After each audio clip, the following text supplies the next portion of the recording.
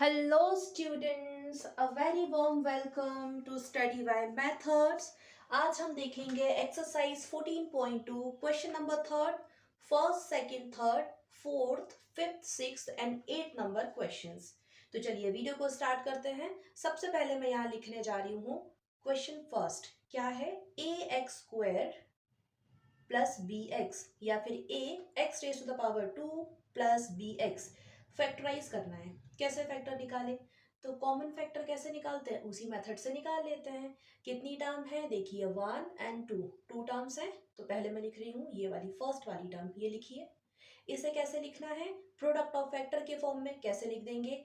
a into x, क्योंकि जब आप इनका सबका मल्टीप्लाई करोगे तो आपको क्या मिलेगा? a X raise to the power 2 ही मिलेगा। अब सेकेंड वाली टर्म क्या लिखी है? बी एक्स प्लस में है ना, तो यहाँ लिखने की जरूरत नहीं है, यहाँ कोई साइन नहीं है, मतलब वो अपने आप ही प्लस में ही है। तो इसे भी कैसे लिखो? प्रोडक्ट ऑफ फैक्टर के फॉर्म में। कैसे लिख देंगे? b into x. अब क्या करते हैं नेक्स्ट स्टेप में? देखते हैं कॉमन क्या है, एक जैसा क्या है दोनों में। तो यहाँ भी एक्स है, यहाँ भी एक्स है, तो एक ही एक्स बाहर आ जाएगा।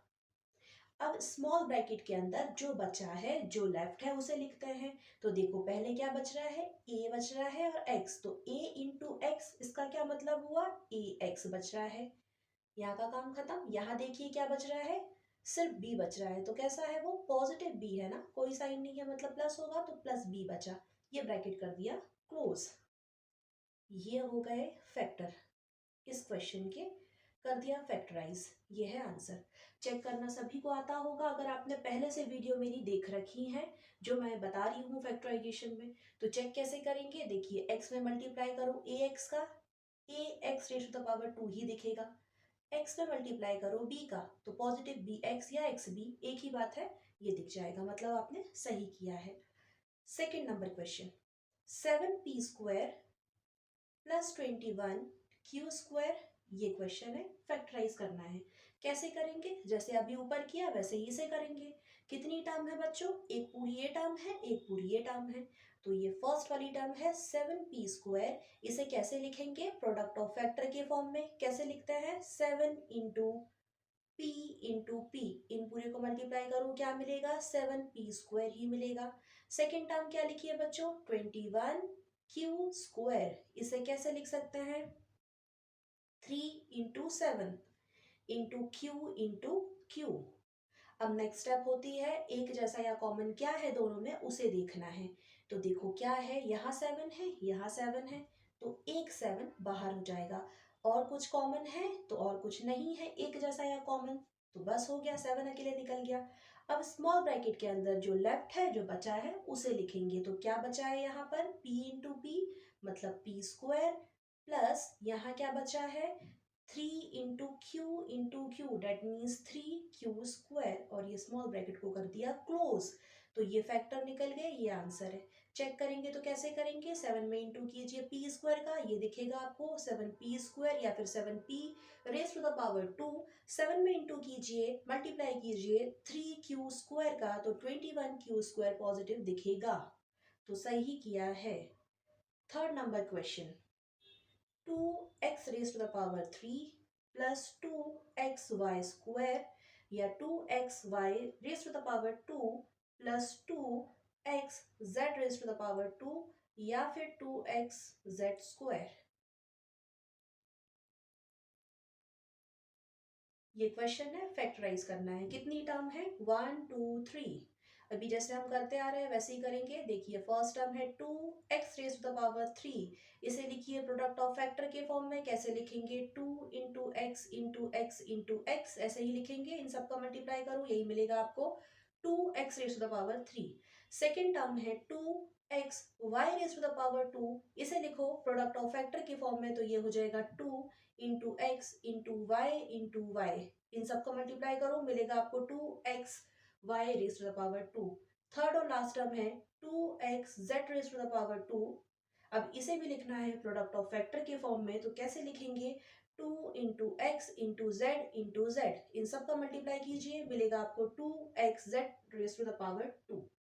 अब नेक्स्ट स्टेप क्या होगी? आपको देखना है इन तीनों में ही कॉमन या एक जैसा क्या है। दो अगर टर्म होते तो दोनों में देखते, तीन अगर है तो तीनों में देखेंगे। तो देखिए जरा क्या कॉमन दिख रहा है, यहाँ भी 2, यहाँ भी 2, यहाँ भी 2, तो एक ही 2 निकलेगा मल्टीप्लाई। और क्या कॉमन है, क्या एक जैसा है, यहाँ भी x, यहाँ भी x, यहाँ भी x, तो एक ही x बाहर आएगा। इसके अलावा कुछ और है एक जैसा या कॉमन, तो नहीं है जो कि तीनों में दिखे। तो इसलिए क्या हो गया, सिर्फ 2 × x मतलब कि 2x, तो ये 2x कॉमन आ गया। स्मॉल ब्रैकेट में जो बचा है उसे लिखते हैं, जो लेफ्ट है उसे लिखते हैं। तो ऊपर क्या लेफ्ट दिख रहा है, x × x मतलब कि x² या x⁻²। यहाँ पर क्या दिख रहा है बच्चों, y × y, तो पॉजिटिव ही है ना, तो y⁻², प्लस यहाँ पर भी आपको दिख रहा है z × z मतलब z⁻²। ये आ गया फैक्टर, यही है आंसर। चेक कर सकते हैं कैसे करेंगे, 2x से मल्टीप्लाई करो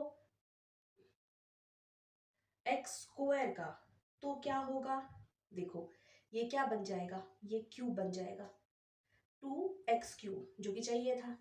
देन 2x से मल्टीप्लाई करो y² का, तो 2xy² दिखेगा। 2x में इंटू करो z² का, तो 2xz² या फिर 2xz⁻² दिखेगा, मतलब आपने सही किया है। अब बढ़ते हैं क्वेश्चन नंबर 4 की तरफ। अब चाहे तो कॉपी और पेन लेके बैठा करें वीडियो देखते समय, ताकि मेरे साथ ही आपकी प्रैक्टिस भी हो जाए।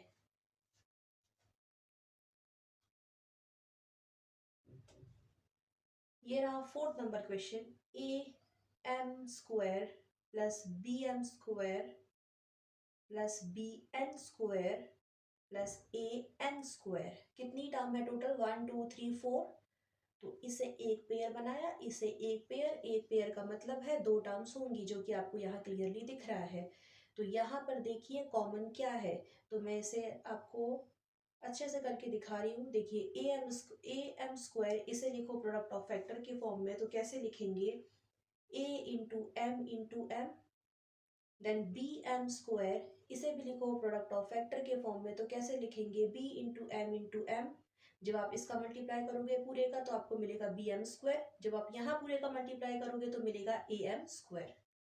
दोनों में क्या कॉमन है, तो यहाँ m है, यहाँ m है, एक m बाहर, यहाँ m है, यहाँ m है, फिर से एक m बाहर, बाकी कुछ कॉमन या एक जैसा है नहीं, मतलब m², m × m, m²। और स्मॉल ब्रैकेट में जो बचा है, क्या बचा यहाँ पर a, तो a लिखो, यहाँ क्या बचा प्लस b, ये बचा। तो आपने इसे सॉल्व कर दिया है, एक पेयर बनाया, 2 टर्म्स आई उसमें, और ये आपने ऐसे कर दिया। अब इस वाले टर्म, इस पूरे पेयर की बारी है। क्या है ये वाला पेयर, bn² प्लस an², तो ये फर्स्ट टर्म, ये सेकेंड टर्म। bn² को प्रोडक्ट ऑफ फैक्टर के फॉर्म में लिख सकते हैं b × n, जब आप इसका पूरे का मल्टीप्लाई करेंगे तो मिलेगा bn²। सेकेंड टर्म है an², इसे आप प्रोडक्ट ऑफ फैक्टर के फॉर्म में लिखेंगे तो हो जाएगा a × n, जब आप इस सब को मल्टीप्लाई करेंगे तो मिलेगा an²। अब आपको देखना है दोनों में कॉमन या एक जैसा क्या है, तो यहाँ पर n है, यहाँ पर n है, एक n बाहर, अगेन यहाँ n है, यहाँ n है, एक n बाहर, तो n × n n² हो जाएगा। स्मॉल ब्रैकेट में जो बचा है, जो लेफ्ट है वो आ जाएगा, तो यहाँ क्या बचा b, तो b लिखो, यहाँ क्या बचा a, तो a लिखो। इसे भी सॉल्व कर दिया और आपको ये मिला।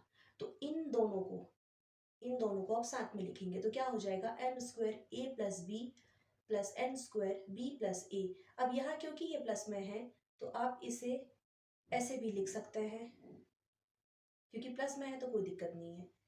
और एक बात का ध्यान रखें, जो यहाँ आता है वही यहाँ होता है। आप चाहो तो क्रॉस चेक भी कर सकते हो, और चेक करने का तरीका मैंने आपको बहुत बार बताया है, आप चाहे तो चेक करके देख सकते हैं।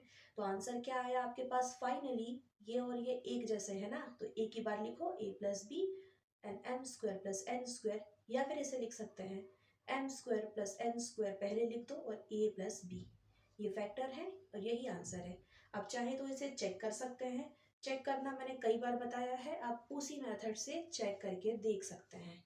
चलिए 5th नंबर क्वेश्चन कर रहे हैं अब हम।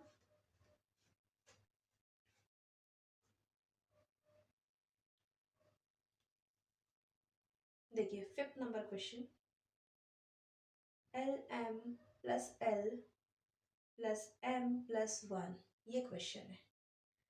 कितनी टर्म है, 1 2 3 4, 4 टर्म है। यहाँ तो क्लियरली दिख रहा है, एक ये पेयर बनाया, एक ये पेयर बनाया, यहाँ एल एंड एल दोनों ही एक जैसा है ना, तो एक बाहर आ गया, कॉमन है, इसीलिए अंदर क्या बचा, m+1। चेक करके देख सकते हैं, l into M, L M दिखेगा, l इंटू वन एल दिखेगा, सही कर रहे हैं। अब यहाँ पर क्या आ जाएगा, ये देखिए 1 इंटू एम, एम दिखेगा, 1 इंटू वन, वन दिखेगा। ये क्रॉस चेक करने का तरीका है, जो यहाँ होता है वही यहाँ होता है, तो दिख ही रहा है।